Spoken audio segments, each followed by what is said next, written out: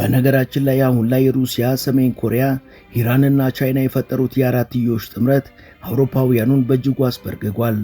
ባሳለፍነው ሳምንትም በኒኩለር ዙሪያ ሩሲያና ኢራን ያልተጠበቀ ግዙፍ ስምምነትን ፈጽመዋል።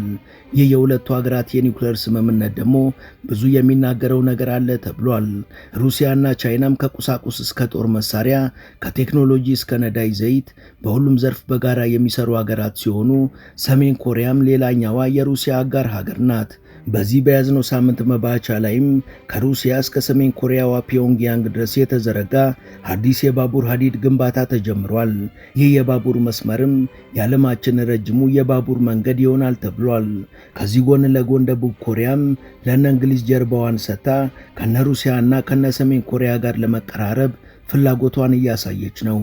አዲሱ የደቡብ ኮሪያው መሪ ሊ ጂሚዩንግ ከነዚህ የምስራቁ ብሎክ ሀገራት ጋር መጣመር እንደሚፈልጉና ዓይንና ናጫ ከነበሩት ከሰሜን ኮሪያ ጋርም ሰላም ፈጥረው በጋራ ተሳስበው መኖር ምርጫቸው እንደሆነ ተናግረዋል። በትላንትናው ዕለትም ላለፉት በርካታ አስርት ዓመታት በሰሜን ኮሪያ ድንበር ላይ ተተክለው የፕሮፓጋንዳ ዘገባዎችን ያሰሙ የነበሩ የደቡብ ኮሪያ ድምፅ ማጉያዎች በአዲሱ ፕሬዝዳንት ትዕዛዝ ከስፍራው እንዲነሱ ተደርጓል።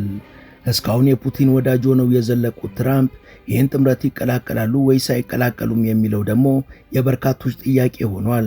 ከወራት በፊት እሳቸው ምርጫ ማሸነፋቸውን ተከትሎ እኛ የዚህ ፕሮግራም አዘጋጆች የዓለማችን ስውር ዘዋሪዎች የሰውየውን የሥልጣን ዘመን በማያባሩ ቀውሶች ያውኩታል እንዳልነው በየቀኑ በአሜሪካ አዳዲስ ቀውሶች እየተፈጠሩ ነው።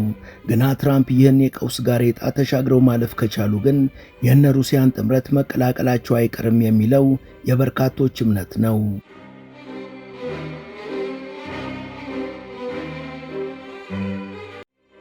ሙሉ ታሪኩን በመሿለኪያ ቲዩብ ያገኙታል።